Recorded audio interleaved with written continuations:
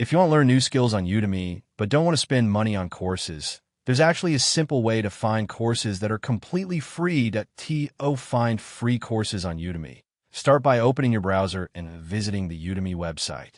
If you already have an account, sign in first.